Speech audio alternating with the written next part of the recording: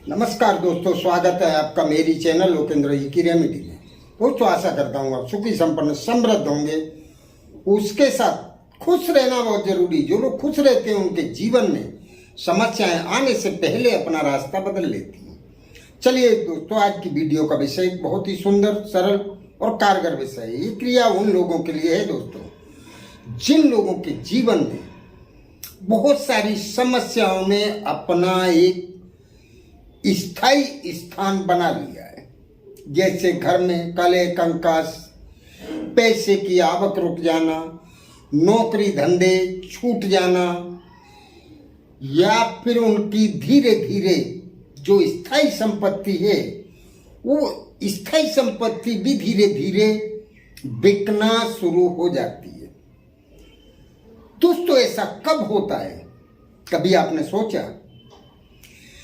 कुछ ऐसे क्रूर ग्रह हैं जिनकी कुदृष्टि आपके ऊपर पड़ रही है, या फिर वो क्रूर ग्रह आपके किसी नीच ग्रह के स्थान में उसके साथ जाके बैठे हुए हैं, और उन ग्रहों की कुदृष्टि आपके ऊपर क्यों पड़ती है, ये अगर आप सोचेंगे तो आपको पता चल जाएगा कि ऐसा कब और क्यों होता है। इस वीडियो में मैं आपको ये बताने वाला हूं। उससे पहले मेरा आपसे निवेदन है, मेरी चैनल की मुलाकात अगर आप पहली बार ले रहे हैं तो चैनल को सब्सक्राइब अवश्य कर लें। उसके साथ बेल आइकन दबाना ना भूलें, जिससे मेरी आने वाली वीडियो आसानी से आपको प्राप्त हो सके। दोस्तों, एक और बात मैं आपको बताना चाहता हूं। मेरी चैनल में कुछ ऐसे फ्रॉड लोग एंटर हो गए जो मेरे ही नाम की डुप्लीकेट आईडी बना रखी है और मेरा ही फोटो उसमें रख लिया है डीपी में, और वो अपना मोबाइल नंबर देते हैं।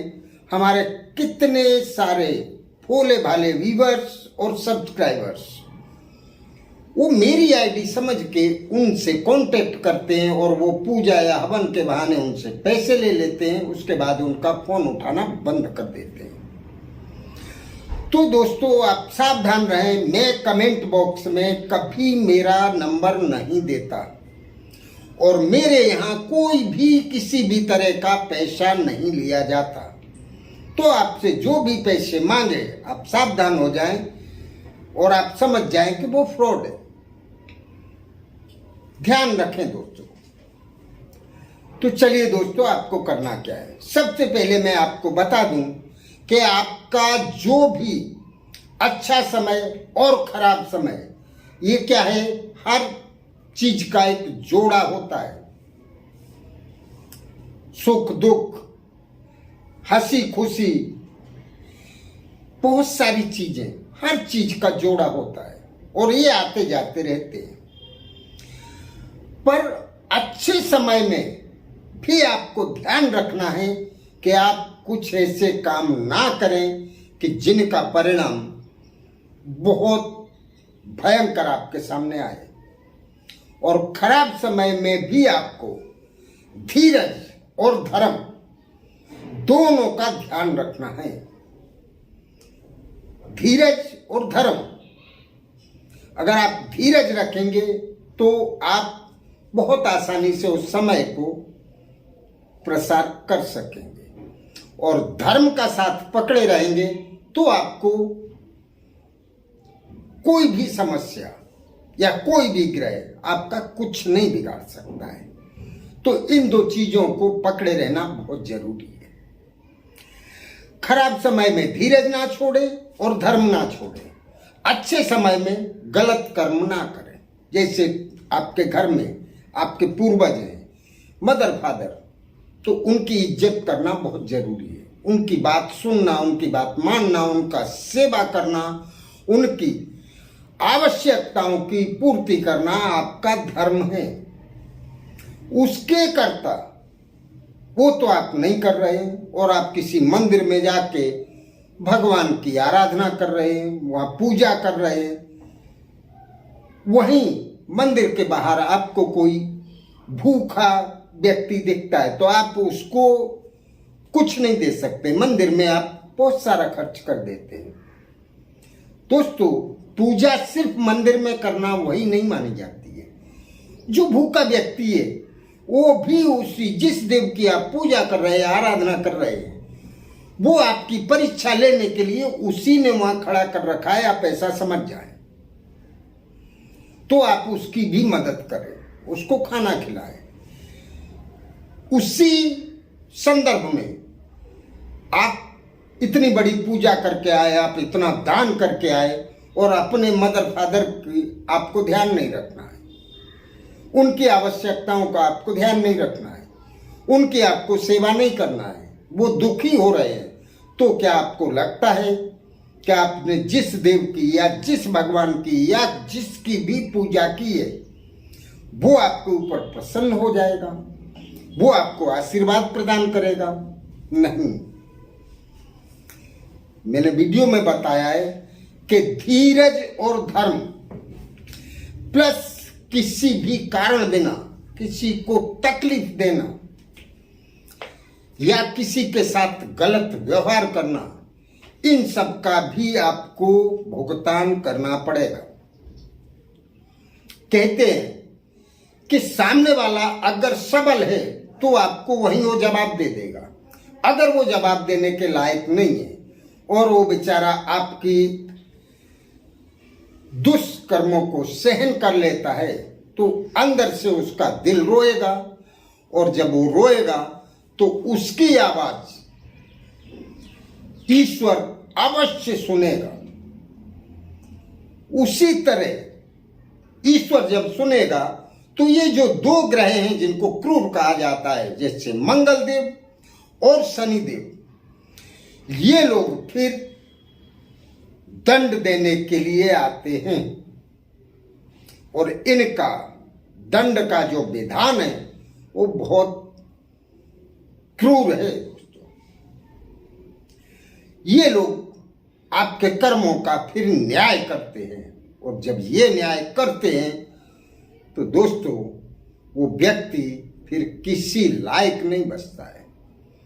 तो ध्यान रखें अपने कर्मों का, अपनी जवाबदारियों का, ये सब ध्यान रखते हुए और फिर आप पूजा पाठ करेंगे तो उसका आपको कई गुना अधिक फल प्राप्त होगा। तो ये ध्यान रखना बहुत जरूरी है। इस तरह करने के बाद आपको मंगलवार की रात को एक छोटा सा उपाय करना है। वो उपाय मैं इस वीडियो में बताता हूं। इतना सब जो मैंने आपको बताया है ये ध्यान रखने योग्य बातें हैं, इनका ध्यान रखें फिर ये उपाय करें।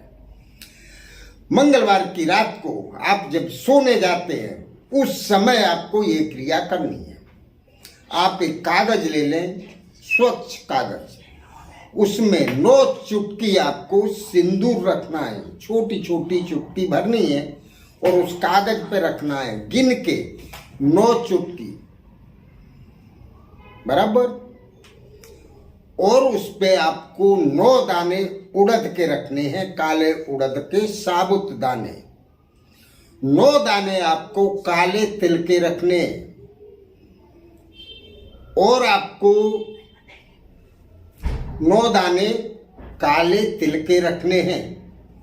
आप उसमें एक छोटा सा टुकड़ा गुड़ का रखें उस कागज पे।